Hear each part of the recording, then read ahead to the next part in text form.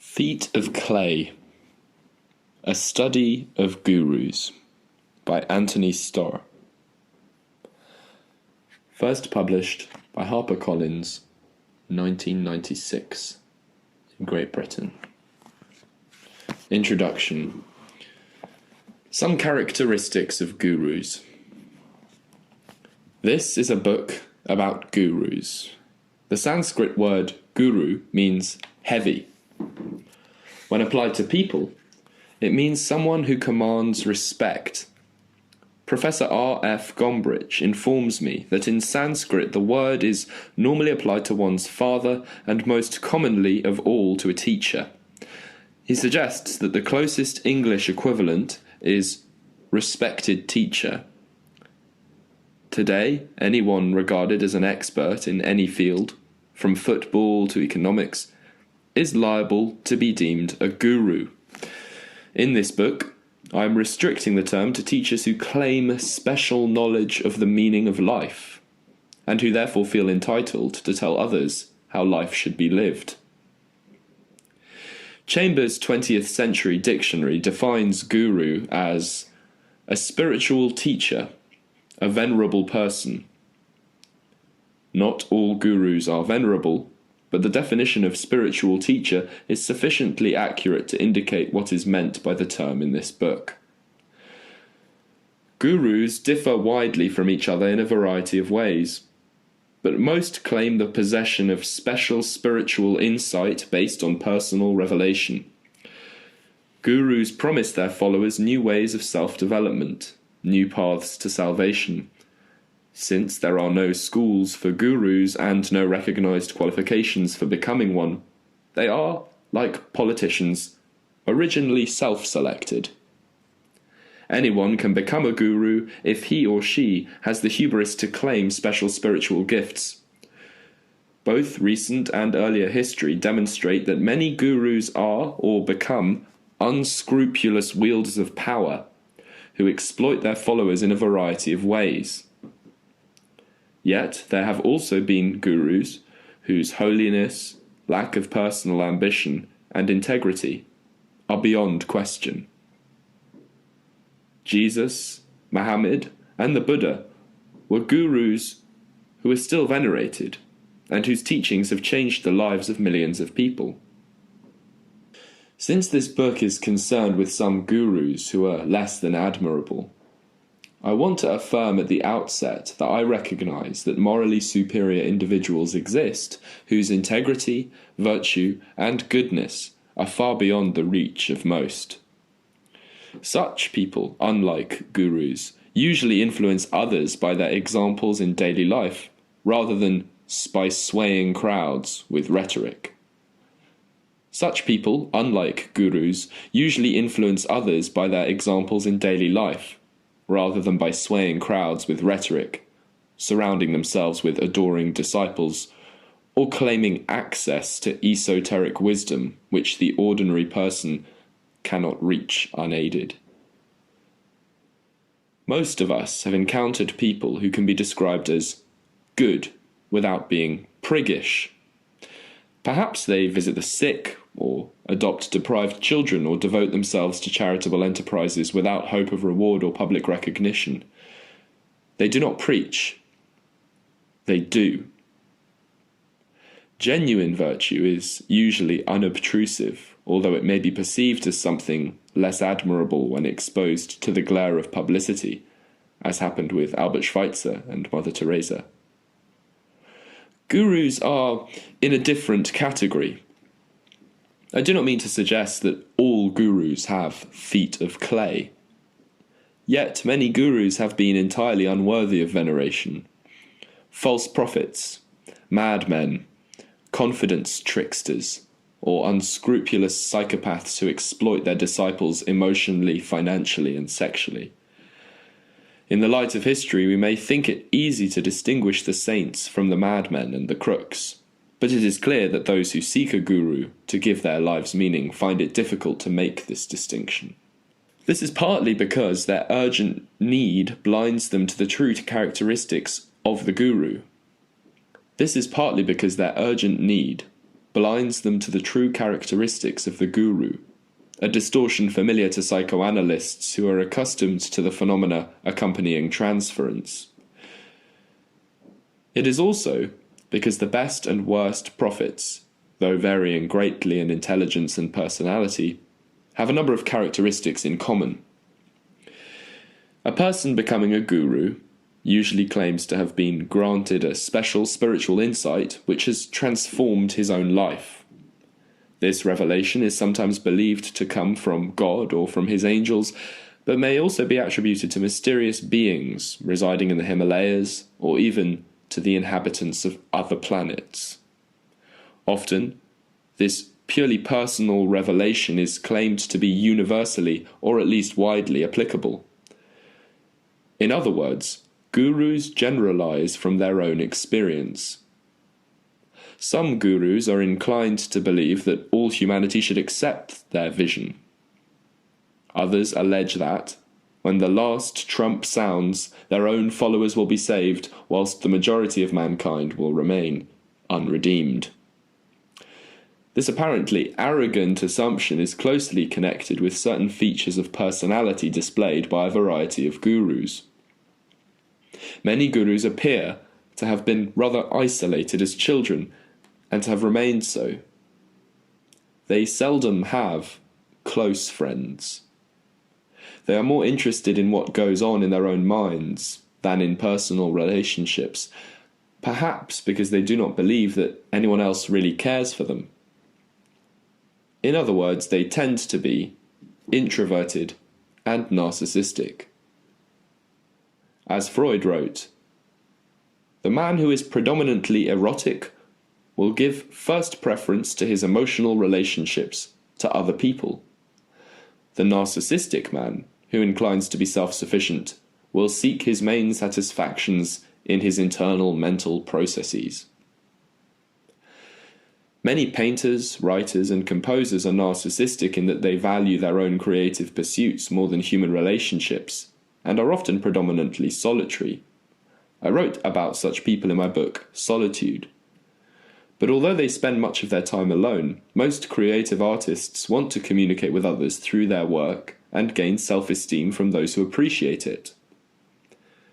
They may be very sensitive to criticism, but many are prepared to learn from it and to exchange ideas with people who do not wholly agree with them. Gurus tend to be intolerant of any kind of criticism, believing that anything less than total agreement is equivalent to hostility. This may be because they have been so isolated that they have never experienced the interchange of ideas and positive criticism which only friends can provide. It is also because revelations are in a different category from works of art, in that revelations cannot be criticized, only accepted or rejected. Gurus tend to be elitist and anti-democratic, even if they pay lip service to democracy. How could it be otherwise? Conviction of a special revelation must imply that the guru is a superior person, who is not as other men are. Gurus attract disciples without acquiring friends. Once established, gurus must exercise authority, which again precludes making friends on equal terms. Indeed, friendship may undermine the guru's power. One of the favourite sayings of Gurdjieff's father was, "If you want to lose your faith, make friends with the priest." The relationship which the guru has with his followers is not one of friendship, but of dominance. This again derives from a previous lack of friendships on equal terms. A guru's conviction of his own worth depends upon impressing people rather than upon being loved. Gurus seldom discuss their ideas, they only impose them. It is frequently the case that the guru's new insight follows a period of mental distress or physical illness, in which the guru has been fruitlessly searching for an answer to his own emotional problems. This change is likely to take place in the subject's 30s or 40s and may warrant the diagnosis of a midlife crisis. Sometimes the revelatory answer comes gradually. At other times, a new insight strikes like a thunderbolt. As we shall see, the distress of chaos followed by the establishment of a new order is a typical course of events which takes place in all creative activity, whether in the arts or the sciences. This eureka pattern is also characteristic of religious revelation and the delusional systems of people we label insane. Relief comes with the solution of problems, and I shall argue that both revelation and delusion are attempts at the solution of problems. Artists and scientists realize that no solution is ever final, but that each new creative step points the way to the next artistic or scientific problem. In contrast, those who embrace religious revelations and delusional systems tend to see them as unshakable and permanent. When the guru's dark night of the soul has been ended by his new vision of reality, he usually appears to become convinced that he has discovered the truth. The fervent certainty with which he proclaims this accounts to a large extent for his powerful effect upon others, his persuasiveness, his charisma. Gurus must possess charisma. The Greek word, charisma, originally meant the gift of grace. Max Weber introduced it into sociology to denote a special magical quality of personality by virtue of which the individual possessing it was set apart from ordinary men and women, and treated as if endowed with supernatural or superhuman powers. Such people have the capacity of immediately expressing and influencing others and of attracting devoted followers. Charisma is closely linked with intensity of conviction. The ability to speak fluently in public and good looks are helpful additional assets. Some of the gurus discussed in this book were so fluent that, without reference to notes, they could hold an audience entranced for hours at a time. Aileen Barker, a leading expert in the sociology of religion, has written, "Almost by definition, charismatic leaders are unpredictable, for they are bound by neither tradition nor rules. They are not answerable to other human beings." If a leader is accepted as having charismatic authority, he is often accorded the right to direct every aspect of his followers' lives. For example, he may dictate where they live, with whom they form sexual relationships, and what should be done with their money or other possessions. Intensity of conviction is necessary if a guru is to attract disciples. This is not to say that all gurus believe everything they preach, but an initial conviction of having special insight is probably necessary if a new sect is to be born. Many people go through conversion experiences to hold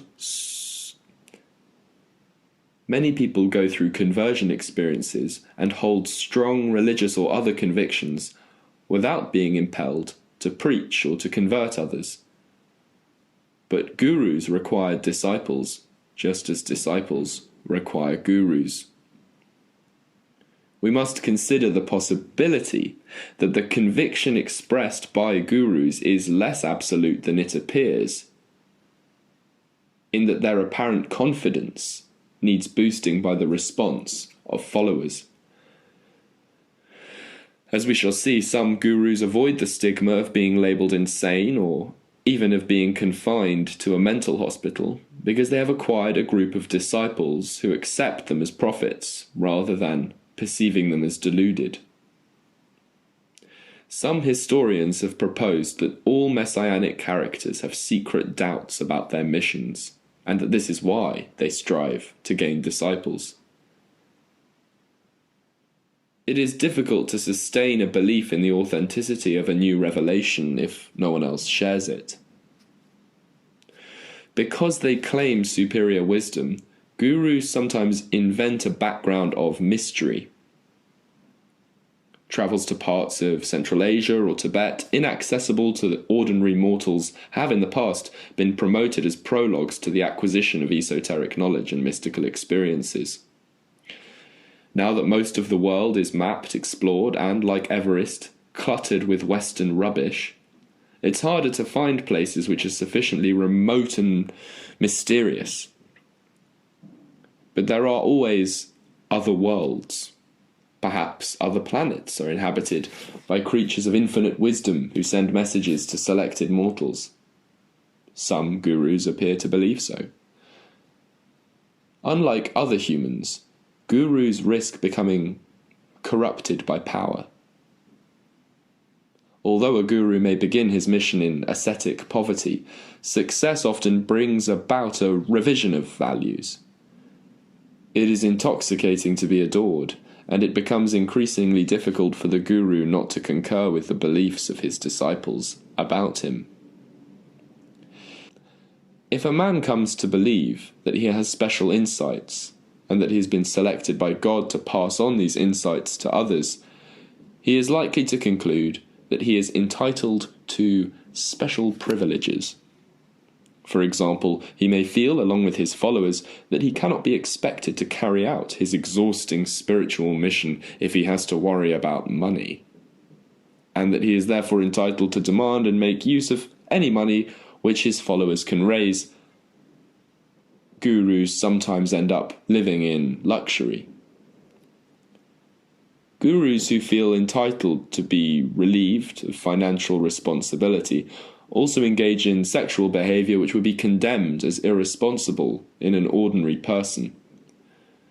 If a man is surrounded by adoring and attractive women, it is difficult for him to avoid sexual involvements. But the guru who seduces disciples who look up to him as a spiritual guide may do them as much harm as the psychoanalyst who seduces his patients, or the father who sexually assaults his children. Gurus not infrequently exploit their followers in other ways. Subservient disciples are all too willing to undertake the chores of life so that the guru may be spared involvement with trivia. Gurus often get pleasure from this exercise of power, and some carry it to the point of making their followers perform meaningless and unnecessary tasks, ostensibly as spiritual exercises, but in fact as a proof of the guru's power over them. Some enjoy inflicting cruel punishments upon transgressors. Gurus vary greatly in personal integrity and the ability to resist the corruption which power over others usually brings with it. Because a guru professes a bizarre cosmology or becomes corrupt, it does not necessarily follow that all his insights are nonsense. I have never believed R.D. Laing's theory that psychosis is a path to higher wisdom, but the period of intense distress or mental illness which so often precedes a new revelation may open doors of perception which are closed to ordinary persons.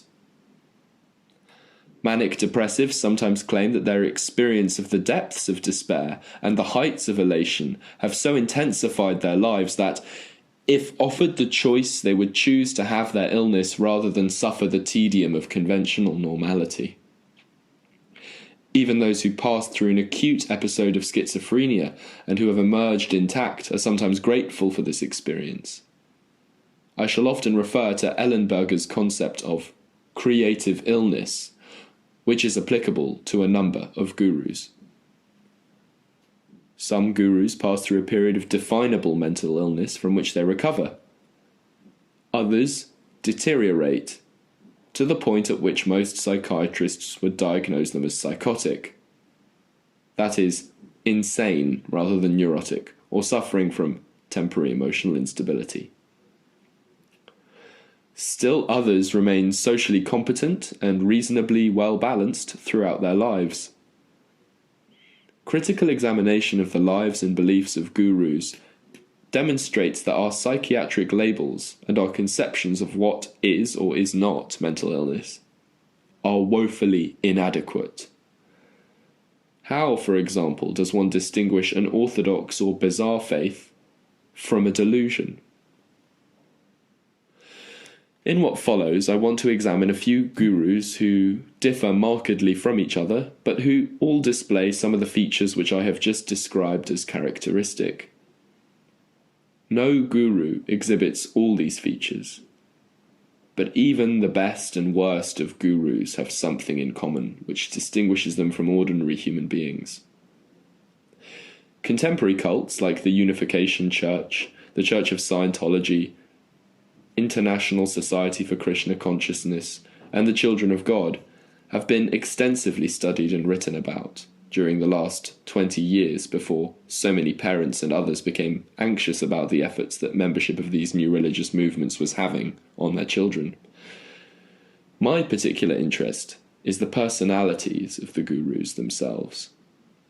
Although some characteristics of their followers will be mentioned in passing, I have deliberately chosen to study a number of gurus who, ranging as they do from saints to crooks, appear to be quite dissimilar. I hope to show that they have more in common than meets the uncritical eye.